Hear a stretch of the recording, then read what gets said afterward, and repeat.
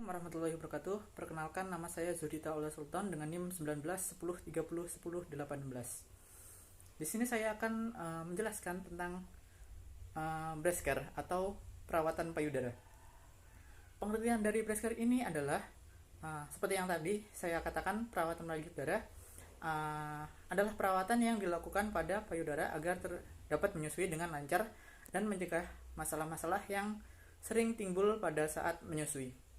Lalu, tujuan dari breast care ini terdapat beberapa. Yang pertama, menjaga kebersihan payudara, terutama kebersihan puting susu agar terhindar dari infeksi. Kedua, merangsang kelenjar air susu sehingga produksi ASI menjadi lancar. Yang ketiga, mempersiapkan psikologi ibu untuk menyusui. Yang keempat, yaitu mencegah terjadinya bendungan ASI. Lalu, terdapat pengurutan payudara. Nah, langkah-langkahnya yaitu pengurutan pertama, licinkan kedua tangan dengan minyak, lalu tempatkan kedua tangan di antara payudara. Lalu pengurutan dilakukan dimulai dari arah atas, lalu telapak tangan ke kiri ke arah sisi kiri dan telapak kanan ke arah sisi kanan. Lakukan terus pengurutan ke bawah dan ke samping. Ulangi masing-masing 20 hingga 30 gerakan untuk setiap payudara. Lalu yang kedua, pengurutan yang kedua yaitu sokong payudara kiri dengan tangan kiri, kemudian dengan pinggir kelingking tangan kanan urut payudara dari pangkal hingga puting susu. Lakukan juga untuk payudara sebelah kanan. Nah, masing-masing diulangi 20 hingga 30 gerakan untuk setiap payudaranya. Lalu pengurutan yang ketiga yaitu sokong payudara kiri dengan satu tangan kiri, sedangkan tangan kanan mengepal dan mengurat dengan buku-buku jari pangkal ke arah puting susu. Lakukan juga untuk payudara sebelah kanan. Lalu ini masing-masing diulangi 20 hingga 30 gerakan untuk setiap payudaranya. Pengurutan keempat, pegang ke pangkal payudara dengan kedua tangan, lalu urut dari pangkal payudara ke arah puting susu sebanyak satu kali. Lalu pengurutan kelima, pijat puting susu hingga keluar cairan ASI dan tampung dengan tempat yang bersih. Lalu yang ada satu lagi yaitu pengkompresan. Cara pengkompresan terdapat pengkompresan kedua payudara dengan handuk kecil hangat selama 2 menit. Kemudian ganti dengan kompres air dingin 2 menit dan kompres lagi dikompres lagi dengan air hangat selama 2 menit. Lalu kemudian laktasi. Laktasi itu adalah menyusui, merupakan proses integral dari daur reproduksi dan mempunyai 2 pengertian, yaitu produksi dan pengeluaran ASI. Kemudian nifas, kita masuk di nifas. Apa itu nifas? Nifas yaitu darah yang keluar dari rahim karena sebab melahirkan atau setelah melahirkan.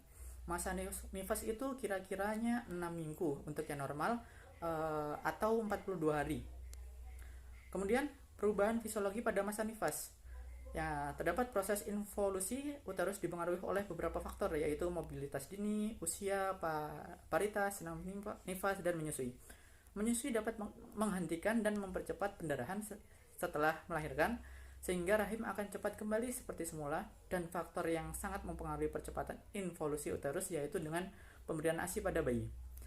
Lalu yang kedua, perubahan serviks menjadi sangat lembek dan kendur dan terkurai, dan lambat laun setelah melahirkan akan kembali normal seperti semula. Yang ketiga yaitu perubahan sistem perkemihan. Lalu kemudian gangguan setelah nifas. Gangguan apa saja yang kemungkinan ada setelah nifas? Yang pertama itu bisa ada subinvolusi uterus, adalah kegagalan uterus untuk mengikuti pola normal involusi atau proses involusi rahim tidak berjalan sebagai semestinya sehingga proses pengecilan uterus terhambat. Lalu kemudian senam nifas dan mobilisasi.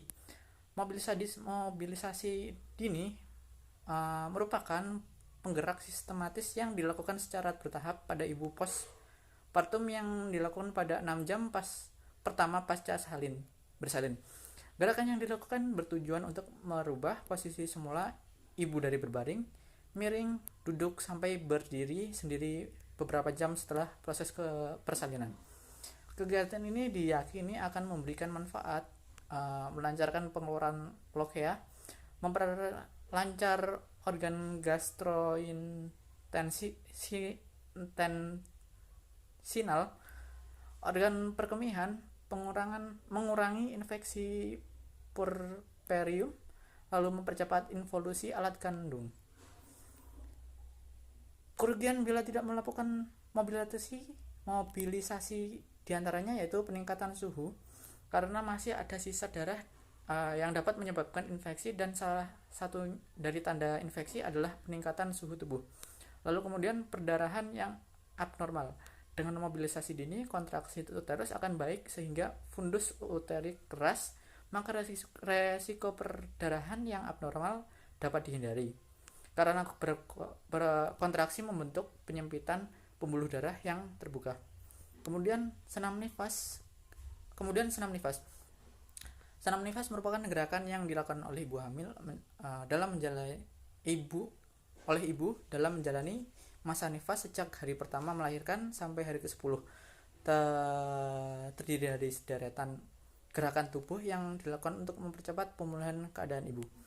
Manfaatnya yang bisa didapat dari senam nifas ini diantaranya itu mempercepat pemulihan kondisi ibu setelah melahirkan, mencegah komplikasi yang mungkin terjadi selama masa nifas, memperkuat otot perut, otot dasar panggul, memperlancar sirkulasi pembuluh darah, dan membantu memperlancar terjadinya proses involusi uteri. Sekian dari saya. Terima kasih. Wassalamualaikum warahmatullahi wabarakatuh.